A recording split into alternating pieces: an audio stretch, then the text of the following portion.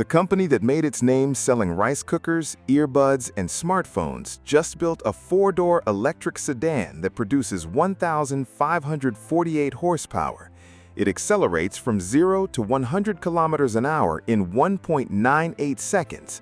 It set the fastest lap ever recorded by a production sedan around the Nürburgring, beating cars that cost 28 times more. And it sells for less money than a BMW M5. That is not a typo. That is the Xiaomi SU7 Ultra. And the legendary luxury performance brands, the ones with the V12 engines, the racing heritage, and the seven-figure price tags, are now watching a smartphone company embarrass them on their own home circuit. Here is what makes this really interesting. The gap between this car and the best luxury sedans from Germany and Italy is not a small spec difference. It is the kind of gap that takes an entire industry by surprise and forces it to admit something has fundamentally changed. And once you see how Xiaomi pulled this off, the old way of building a fast luxury car is never going to look the same again. If that sounds like a story worth your time, hit like and subscribe so you do not miss when we cover something this big. Now let's get into exactly how a phone company just rewrote the rules of the luxury sedan. 100 years of the exact same formula. To understand why the SU7 Ultra matters, you have to understand what it is replacing. Because the luxury performance sedan industry has been running the same recipe for a very, very long time. Every classic high-performance four-door, whether it is a BMW M5, a Mercedes E63 AMG, an Audi RS7, or a Porsche Panamera, works the same way at its core. A massive combustion engine, usually a twin-turbo V8 or V12, burns fuel and spins a multi-speed automatic gearbox. The gearbox sends power through a drive shaft to the wheels. The chassis is engineered around the weight and heat of that engine. The interior is wrapped in leather to justify the price. That is the formula. It has not fundamentally changed in 50 years. For most of luxury sedan history, getting better just meant making a more refined version of that same system. More cylinders, bigger turbos, more advanced gearbox, more leather, more carbon fiber. The philosophy was simple. If the customer wants speed, give them a bigger engine. If they want exclusivity, charge them more. If they want heritage, put a famous badge on the hood. Brute force and brand history were the answer to every question. And for 50 years, it worked. The German manufacturers in particular built customer loyalty that bordered on religious. A BMW M car was not just transport. A Porsche was not just a car. These were status symbols backed by decades of motorsport credibility. But here is the problem the luxury sedan world did not want to talk about out loud. The brute force approach has a ceiling. At some point, the weight of a twin-turbo V8 plus a complex 8-speed gearbox plus all the cooling required to keep it from melting becomes the limit on how fast the car can actually go. A 700-horsepower V8 sedan with a 2,300-kilogram curb weight is not going to out-accelerate a much lighter machine with 3 small electric motors. The physics simply will not allow it. The German automotive industry spent decades refining its system. They got brilliantly good at it. But refining an old system and reinventing it from the ground up are two completely different things. And while BMW, Mercedes, Audi, and Porsche were busy refining, a company most people thought made earbuds was busy reinventing. What happens when a phone company builds a car? The single most radical thing about the Xiaomi SU7 Ultra is the company that built it. Xiaomi spent its first 14 years building smartphones, fitness trackers, smart TVs, robot vacuums, and yes, very good wireless earbuds. The company only officially announced it was entering the car business in September 2021. 3.5 years later, in February 2025, the SU7 Ultra was on sale. That timeline alone is the part that scares the luxury industry. From announcement to building the fastest production sedan in the world took Xiaomi less time than BMW typically takes to do a mid-cycle facelift. And it is exactly what happens when you do not have a century of factory tooling, supplier contracts, and dealer agreements that you have to slowly retire. You start from scratch and design the car you actually want to build. So instead of an engine, the SU7 Ultra has 3 electric motors. One on the front axle, producing 288 kilowatts. 2 more on the rear axle, each producing 450 kilowatts. Total combined output, 1,138 kilowatts. In standard units, that is 1,548 horsepower. To put that number in perspective, a Ferrari SF90 Stradale produces 986 horsepower. A McLaren 750S produces 740. A BMW M5, the spiritual benchmark of the luxury super sedan category, produces 717. The Xiaomi SU7 Ultra has roughly the horsepower of a Bugatti Chiron in a 4-door sedan. That power gets sent to all 4 wheels with no traditional gearbox in the way. Each motor responds in milliseconds. Each motor can be controlled independently by the central computer hundreds of times per second. When you put your foot down, the SU7 Ultra launches from 0 to 100 kilometers an hour in 1.98 seconds. That is faster than any road-going Ferrari ever built, faster than a McLaren P1, faster than a Lamborghini Aventador. It will continue accelerating to 350 kilometers an hour. It will hit 200 kilometers an hour from a standstill in 5.86 seconds.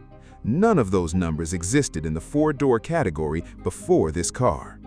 But raw acceleration is not the part of the story that genuinely shook the industry. That came at a place called the Nürburgring, the day everything changed. On April 1, 2025, Xiaomi took a production SU7 Ultra to the Nürburgring Nordschleife in Germany. The Nordschleife is the most respected racing circuit on the planet. Every serious sports car maker in the world brings its newest machines there to prove they are real. Porsche records there, Ferrari records there, Lamborghini records there. The ring does not care about advertising budgets or country of origin. It only cares about lap times. The previous record for the fastest production electric 4-door car around the Nordschleife was held by the Porsche Taycan Turbo GT Weissach, a track-focused special edition of Porsche's flagship electric sedan, costing around $230,000. Xiaomi pulled in 2 SU7 Ultras, fitted them with safety equipment as required by track officials, and on the second attempt, in cold conditions between 2 and 9 degrees Celsius, set a lap time of 7 minutes and 4.957 seconds. It became the fastest production electric vehicle ever to lap the Nordschleife. It also became the fastest road-legal 4-door car in the history of the track. The Taycan Turbo GT Weissach, the previous record holder, costs over 3 times more than the SU7 Ultra. The Rimac Nevera, the production electric hypercar that the Ultra also beat that day, costs approximately 28 times more. The Ring decided to name a corner after Xiaomi. Turn 12, formerly known as Ehrenberg, became the Xiaomi Curve. Then, in June 2025, Xiaomi took a prototype version of the same car back to the same circuit and set a lap of 6 minutes, 22 seconds. That made it the 3rd fastest car ever recorded on the Nordschleife, behind only a Porsche LMP1 racing car and a Volkswagen prototype with no road-legal version. A Chinese smartphone company is now in the top 3 of the most prestigious racing circuit on the planet. That is the moment the luxury industry stopped being able to dismiss this as a curiosity. The price that ended the conversation. All of this would still be impressive if the SU7 Ultra cost $1 million. It does not. The official launch price in China is 529,900 yuan. That is approximately $73,000. A new BMW M5 in the United States starts at around $120,000. A Porsche Taycan Turbo S starts at around $210,000. The Audi RS7 Performance lists at around $130,000. The Mercedes AMG 63 4-door starts at around $180,000.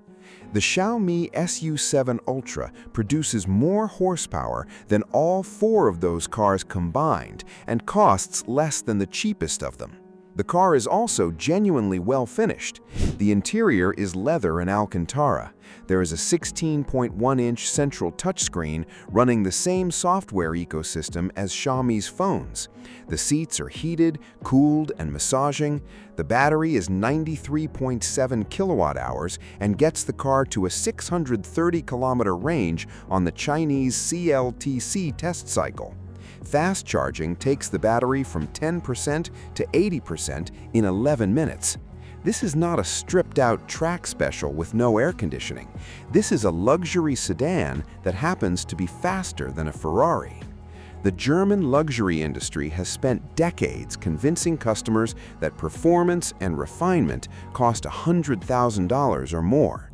Xiaomi just demonstrated that the real number is closer to $70,000. That message is going to travel faster than the car itself. Why this is bigger than one sedan. The SU7 Ultra is remarkable on its own, but the reason it matters beyond just one model is what it tells you about how fast the rules of the car industry are now changing. For roughly a century, the rules of what made a great luxury sedan were written by a small group of European companies: BMW, Mercedes, Audi, and Porsche in Germany, Maserati and Ferrari in Italy, Bentley and Aston Martin in the United Kingdom. These brands defined what fast, beautiful, and expensive meant, and they charged for that definition. They built supply chains, dealer networks, and customer loyalty programs designed to last decades. Until last year, no serious competitor had come along with a genuinely different approach. Xiaomi did not just enter the market, it entered the market and immediately set a lap record at the most important racing circuit in the world. And Xiaomi is not the only one doing this. BYD, NIO, Zeekr, Li Auto, and Huawei are all now building premium and performance vehicles aimed at exactly the same customers Mercedes and BMW have spent 50 years winning over. Some of these cars are already available in Europe. Some will be available in 2027. The pace is the killer. If this video gave you something to think about, drop a like on it. It takes 1 second and it genuinely helps more people find content like this.